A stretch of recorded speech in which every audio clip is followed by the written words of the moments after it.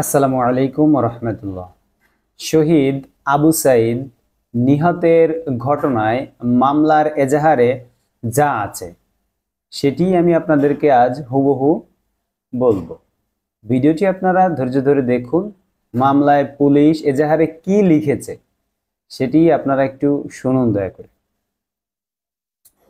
রংপুরে পুলিশের সঙ্গে সংঘর্ষে বেগম রোকেয়া বিশ্ববিদ্যালয়ের শিক্ষার্থী আবু সাইদ নিহতের ঘটনায় পুলিশ মিথ্যা ও ভুয়া তথ্য দাখিল করেছে বলে অভিযোগ করেছেন বিশ্ববিদ্যালয়ের শিক্ষার্থীরা। মামলার এজাহারে পুলিশের গুলিতে আবু সাইদ মারা গেছেন এমন কোনো তথ্যের উল্লেখ নেই। পুলিশের এই প্রতিবেদনকে সাজানো নাটক বলে অভিহিত করেছেন তারা। মামলার বাদী তাজহাট থানার পুলিশ ক্যাম্পের ইনচার্জ SI বিভূতিভূষণ রায় পেনাল কোডের এত ধারায় মামলাটি করা হয়।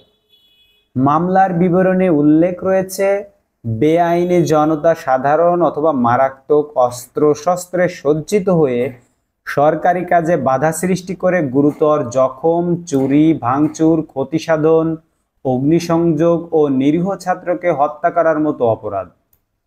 আসামি হিসেবে কারো নাম উল্লেখ না থাকলেও এতে বলা হয় এরা উচ্ছৃঙ্খল ২-৩ হাজার আন্দোলনকারী ছাত্র নামধারী দুর্বৃত্ত। বিষয়গুলো একটু বোঝার চেষ্টা করেন, পুলিশের মামলাগুলো আসলে কেমন হয়।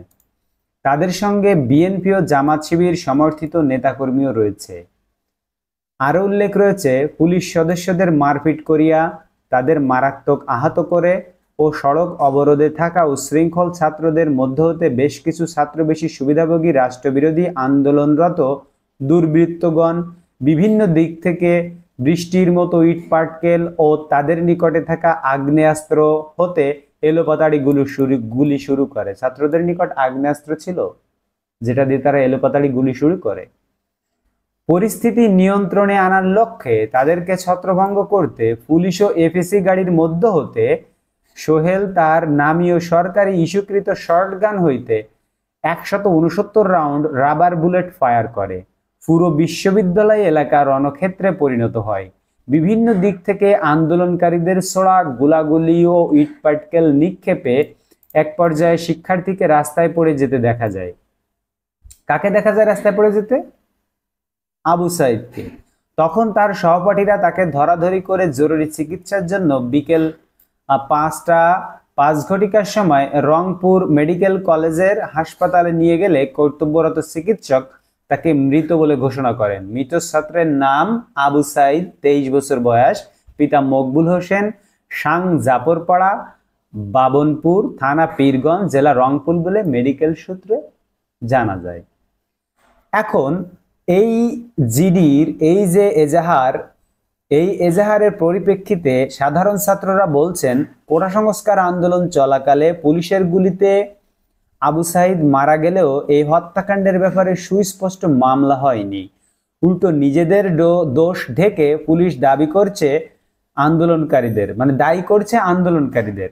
শিক্ষার্থীদের প্রশ্ন, প্রকাশ্যে বুকে গুলির যে ঘটনা সামাজিক যোগাযোগ মাধ্যমে সারা বিশ্ব দেখলো, সেটি কি তাহলে মিথ্যা? তাছাড়া আন্দোলনকারী শিক্ষার্থীদের হাতে আগ্নেয়াস্ত্র ছিল না, ভিডিও দেখলে তার প্রমাণ মিলবে, 100% প্রমাণ মিলবে। তাদের সঙ্গে শুধু একটি লাঠি ছিল অথবা স্টাম্প ছিল, ক্রিকেট খেলার স্টাম্প, এই হচ্ছে তাদের আগ্নেয়াস্ত্র হয়ে গেল। আজব ব্যাপার। বিশ্ববিদ্যালয়ের শিক্ষার্থী আবু হানিফা বলেন, আমাদের সামনে আমার ভাইকে পুলিশে গুলি করে হত্যা করেছে, তারা এখন এরকম ভুয়া মিথ্যা তথ্য প্রচার করতেছে, আমরা মানি না, এই পুলিশের সাজানো নাটক, এগুলো সব পুলিশের সাজানো নাটক, তারা এটা বলছে। বিশ্ববিদ্যালয়ের শিক্ষার্থী। অপর এক শিক্ষার্থী ফাহিম আলমান বলেন, অবিলম্বে এই মিথ্যা মামলা প্রত্যাহার করতে হবে। বিশ্ববিদ্যালয় প্রশাসন এই সাজানো মিথ্যা মামলা প্রত্যাহারের ব্যাপারে যদি কোনো পদক্ষেপ না নেয়, তবে আমরা বুঝে নেব বিশ্ববিদ্যালয় প্রশাসন এর সঙ্গে জড়িত। সঠিক দাবি করেছে তারা। আবু সাইদকে হাসপাতালে নিয়ে যাওয়ার সময় ছিলেন বিশ্ববিদ্যালয়ের বাংলা বিভাগের শিক্ষক ডক্টর তুহিন ওয়াদুদ। তিনি বলেন, হাত, বুক, পিঠ, মুখ সহ সাইদের শরীরে শতাধিক স্থানে বুলেটের আঘাতের চিহ্ন ছিল। মাথার পেছনে ফুটো হয়ে রক্ত ঝরছিল। সাইদের শরীরে ঝাঁঝরা করে দেওয়া সেই পুলিশের বিচার দাবি করে তিনি বলেন, বিষয়টি নিয়ে পুলিশের লুকোচুরির ঘটনা রহস্যজনক। পুলিশের সেই কর্মকর্তাকে কি শাস্তি দেওয়া হয়েছে জনগণ তা জানতে চায়। বিশ্ববিদ্যালয় গণযোগাযোগ ও সাংবাদিকতা বিভাগের শিক্ষক তাবিউর রহমান প্রধান বলেন, আবু সাইদ নিহতের ঘটনা বিশ্বকে নাড়া দিয়েছে, অথচ এই ঘটনায় সুস্পষ্ট মামলা নেই। কি আজব ব্যাপার। বিশ্ববিদ্যালয় কর্তৃপক্ষ এই ঘটনার ব্যাপারে সুনির্দিষ্ট মামলা করেনি। আমরা এতে হতাশ, আমরা ছাত্র হত্যার বিচার চাই।